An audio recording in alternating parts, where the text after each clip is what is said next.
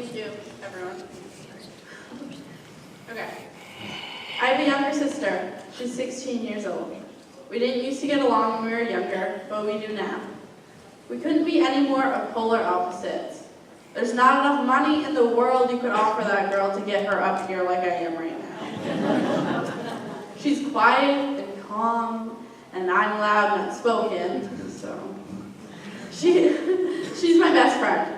I've watched her grow up my entire life, and right now she'll be able to drive soon and get a job, and I couldn't be more excited for this next chapter of her life. Which is why I'm really afraid that there's a possibility that she also could not get to that point. Someone could walk into our school tomorrow with a gun and take that away from her. She could miss driving by herself with her friends, prom, graduation, and so much more. Every time something out of the ordinary happens at our school and I'm not there with her, I ask her to text me updates, keep me in the loop, let me know what's going on. The very thing I am afraid of has happened to so many people. So many have lost their best friend, their sister, their brother, their son, daughter, niece, nephew, grandchild. All the while, America stood by silent, holding tight onto the belief that change doesn't start with us. Well, it does, and that ends now. Today, my goal is to make you think a little bit more. I wish that I could realistically hope to change your minds completely, but that isn't done in a 5-minute speech. The ocean does not carve into rocks through its strength, but its persistence. I hope that you leave here wondering if you knew all that you thought you did. I only ask that you all walk away with questions that need answers or the smallest shadow of doubt. So I have some claims here and then some facts that back them up. So the problem with mass shootings and gun violence is an American issue.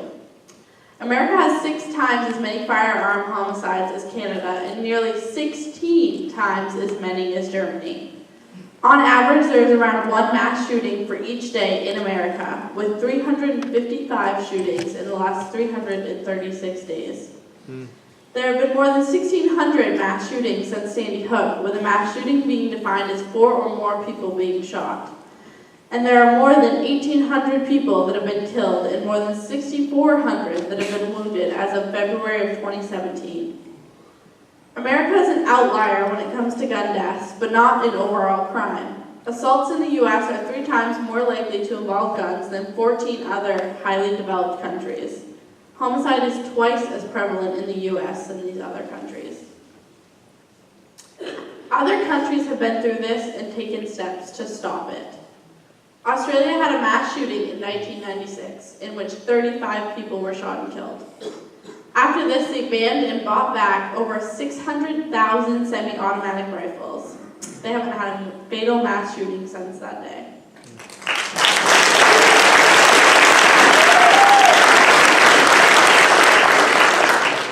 In 1989, a student armed with a semi-automatic rifle killed 14 students and injured more than a dozen others at a Montreal engineering school. After this, they passed laws that put in 28-day waiting periods for purchases, safety training courses, background checks, bans on large-capacity magazines, bans on military-style firearms, and overall, Americans are almost 70% more likely to die at the end of a gun than Canadians are to die in a car accident. Other countries realize guns are dangerous weapons that should be a privilege, not a right, when they can impose on someone else's right to their life. People under 25 in Germany need to pass both a psychological and medical exam in order to buy a gun. Switzerland has high gun ownership and a similar gun culture to our own, but they've never had a single school shooting. Buyers are subject to week-long background checks, and they keep an active list of at-risk people. Young children in Switzerland learn how to safely handle guns and shoot them. They're encouraged to participate in target shooting competitions from a young age, and they have the 3rd highest rate of private gun ownership. The first is us. Shocking. Therefore, why is it that Switzerland has a much lower gun violence rate, has seen 2 mass shootings in the last 20 years, and we've seen 30 since Columbine alone? Switzerland has a list of 2,000 or so people that they are concerned could be a threat to society. These people are checked on by both the authorities and psychologists regularly. They are also immediately forced to hand over any weapons and are prevented from purchasing any new ones. And part of the application process for purchasing a gun is background checks and many other regulations. Please help us end this narrative. Sign petitions, sign letters, tell your local representatives that enough is enough and we're not going to stand for it any longer. Today I told you that my goal was not to change your mind, but to encourage you to question what you believe to be the only truth. Sometimes in life, I think that what we see isn't always what everyone else may be seeing. You could find out that everything's in color, but you've only been seeing black and white. I want you to go home today and think about my truth. My truth is this. I have practiced lockdown drills since the 2nd grade. I was 12 years old when a man shot into the movie theater during the showing of Batman. I went and saw the movie a month later and I was afraid. Sandy Hook happened when I was 13. My friends and I cried for them. I thought about my siblings. When I was 15, a hate-filled man killed 9 people at his college in Oregon. I wondered if my future seemed as exciting as I had thought. I was 16 when a man killed 49 people in a nightclub. I decided that staying in must be the way to go. I was 17 when a man shot and killed 59 people at a concert. I figured that listening to the music on my phone wasn't that different anyways. I am 18 and a man killed 17 people at a high school in Florida. I've decided that this is not something I want to accept as normal. This is not the life I want for my children and my family and myself.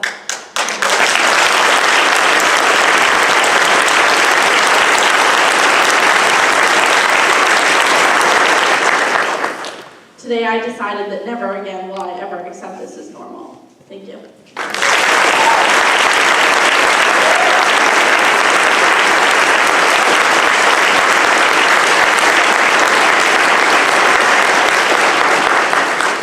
Thank you, McKenna. Now we will switch gears to song. Becca Novak, class of 2018, will sing for us from Hampton Academy.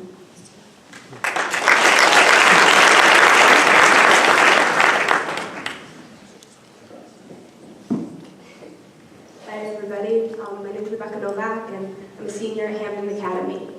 The song that I chose today is A Little Good News by Anne Murray. It was written in the 80s and I think it has a lot of good points that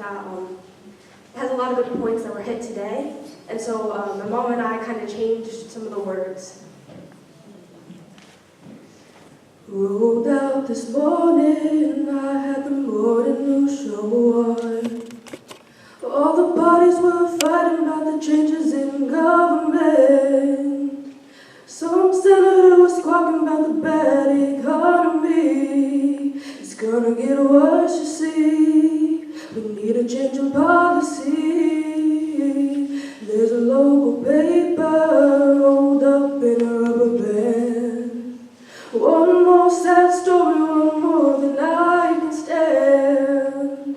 Just once I would like to see the headlines say there's not much to print today. Can't find nothing bad today because no parent had to fear today that the school would be locked down. No student had to worry that they'd hear another round. Nobody fight a shot in anger, nobody had to die in vain. We sure could use a little good news today. I'll come home this evening, I bet the news will be the same. Somebody lost a child, somebody kills again.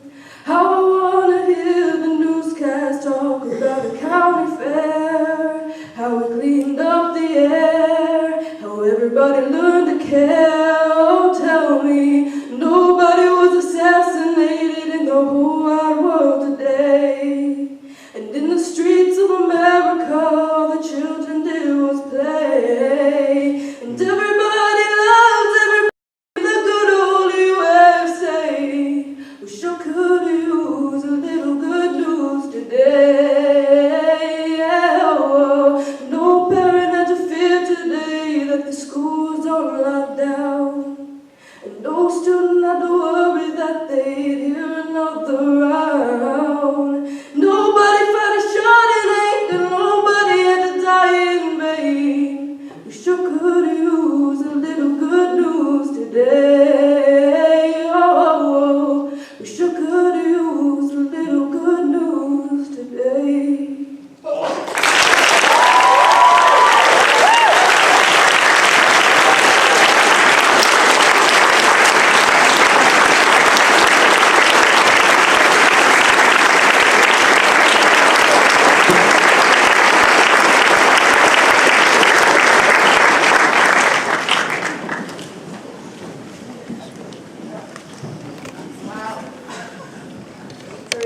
take a minute to just breathe this all in?